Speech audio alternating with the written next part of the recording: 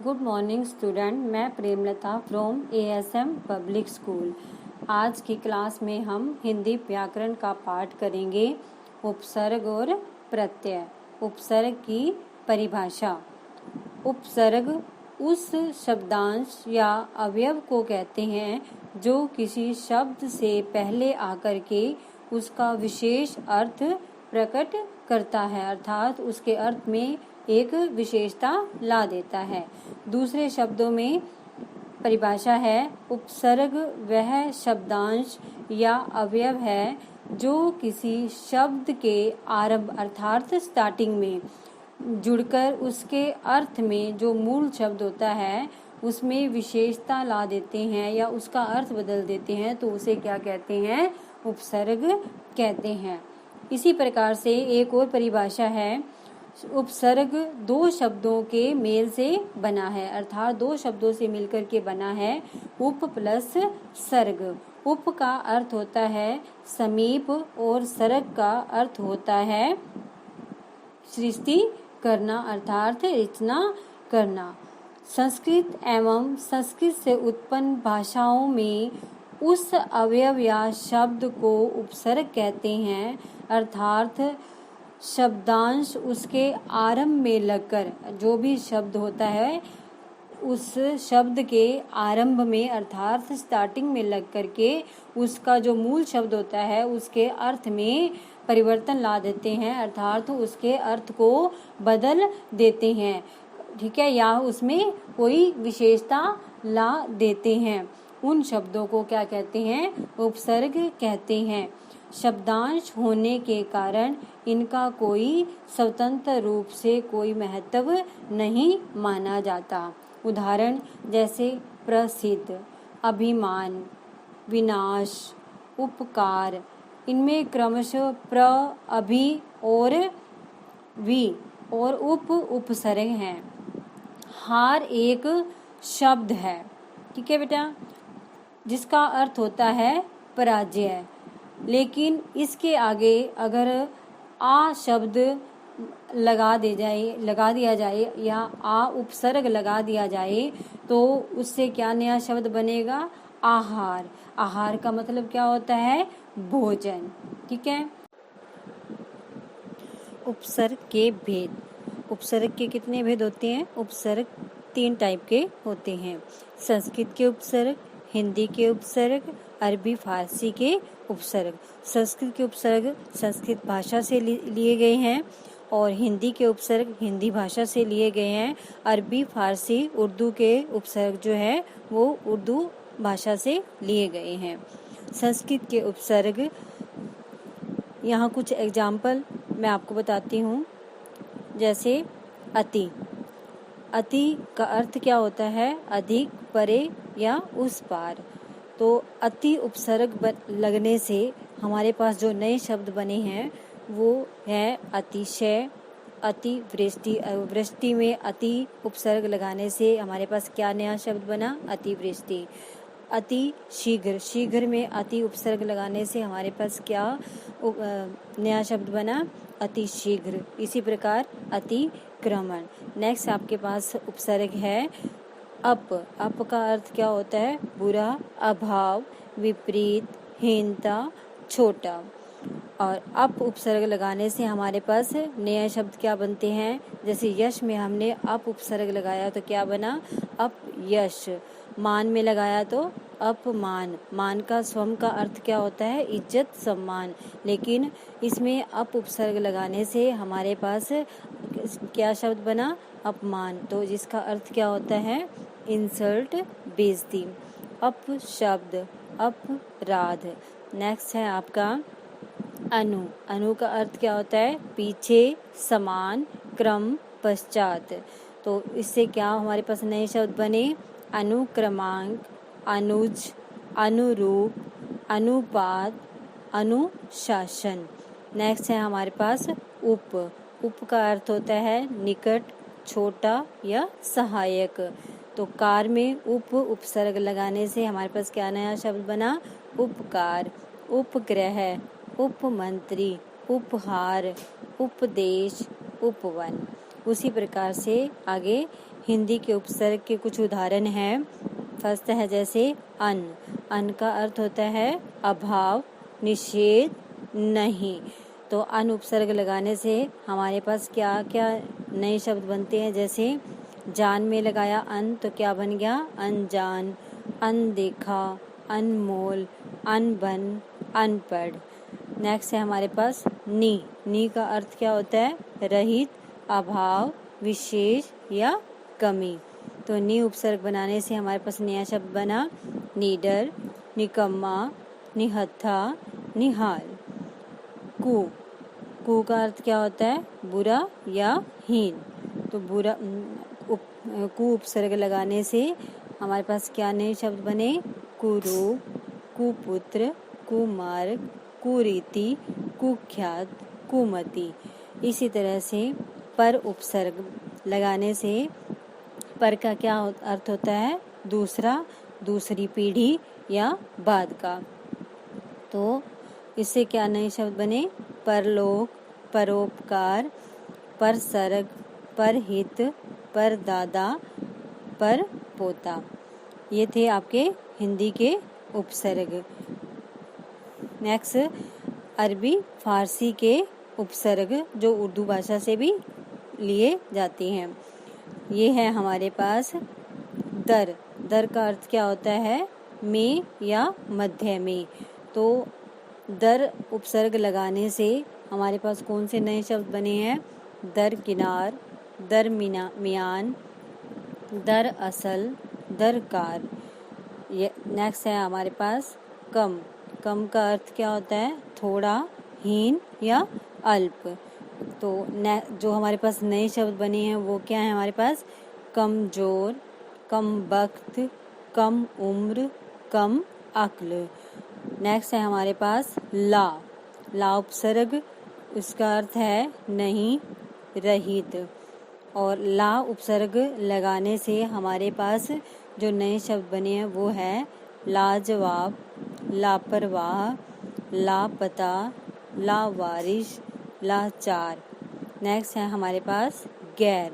गैर का अर्थ होता है भिन्न या निषेध। गैर हाजिर, गैर कानूनी, गैर सरकारी, गैर जिम्मेदार। नेक्स्ट है हमारे पास खुश। खुश का अर्थ क्या होता है, अच्छा। तो इसका क्या हुआ, खुश नसीब, खुश मिजाज, खुश दिल, खुश हाल, खुश खबरी, खुश किस्मत। तो ये हमारे थे अरबी, हिंदी और संस्कृत के उपसर्ग। प्रत्यय की परिभाषा, प्रत्यय दो शब्दों से मिलकर बना होता है। कितने शब्दों से मिलकर के, दो शब्दों से मिलकर के, प्रति और अय।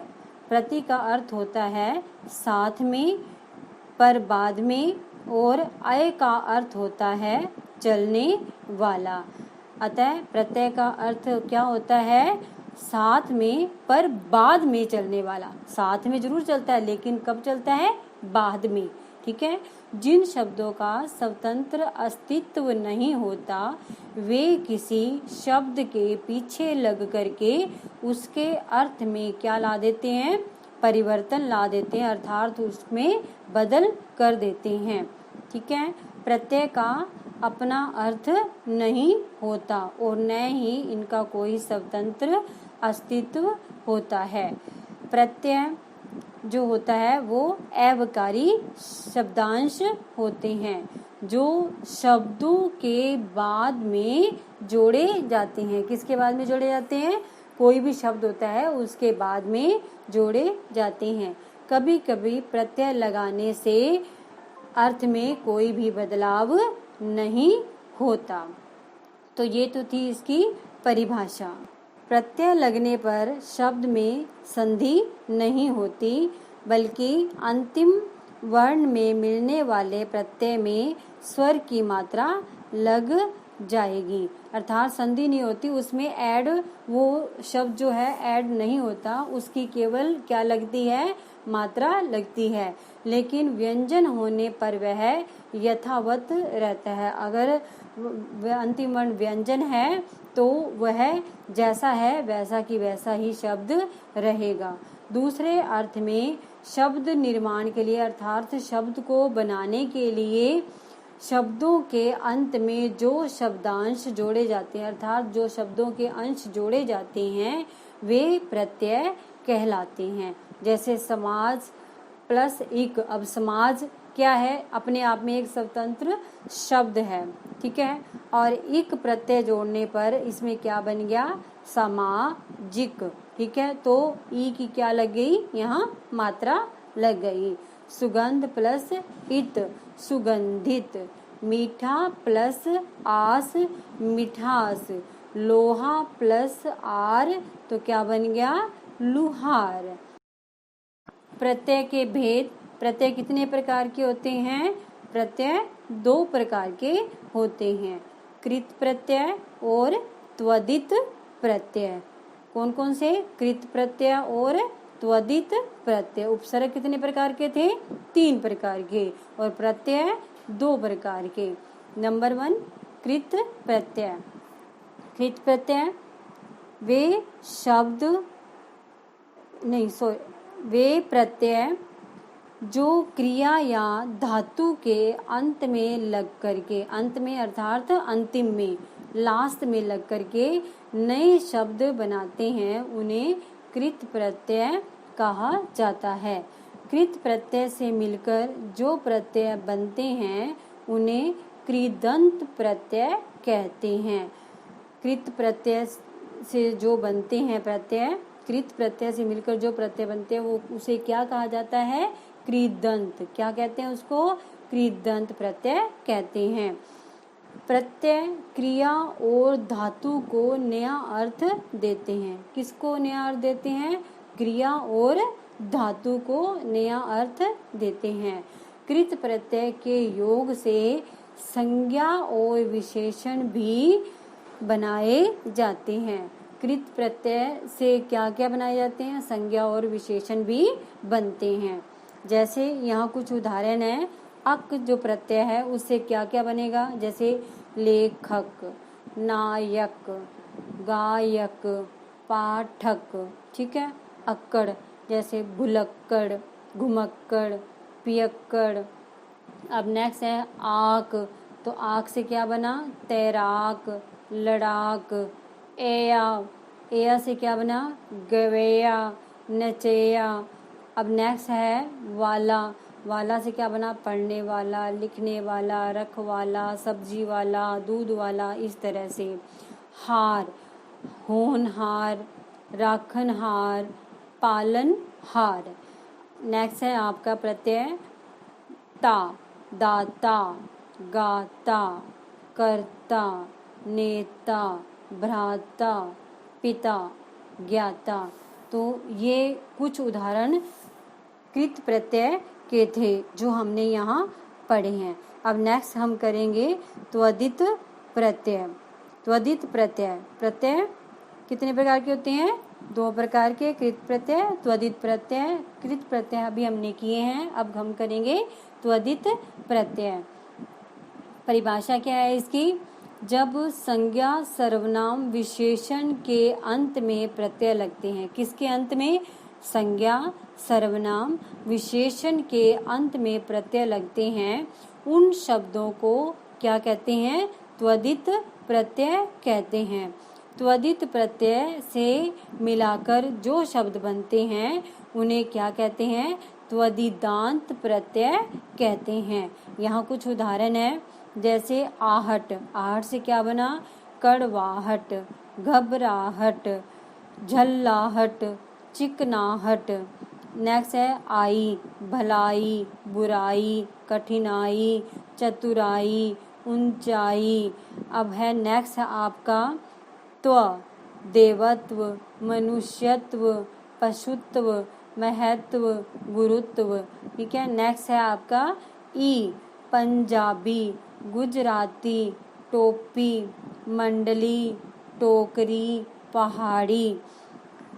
आपका नेक्स्ट है इक, शारीरिक, नैतिक, धार्मिक, आर्थिक, लौकिक, वार्षिक। नेक्स्ट है आपका मान, बुद्धिमान, शक्तिमान, गतिमान, आयुष्मान, वंत, दयावंत, कुलवंत। ये आपके आज हमने किए हैं उपसर्ग और प्रत्यय। तो यहाँ जो PDF में मैंने आपको उदाहरण दिए हैं, आप अपनी तरफ से भी बना करके लिख सकते हो। Thank you and have a nice day.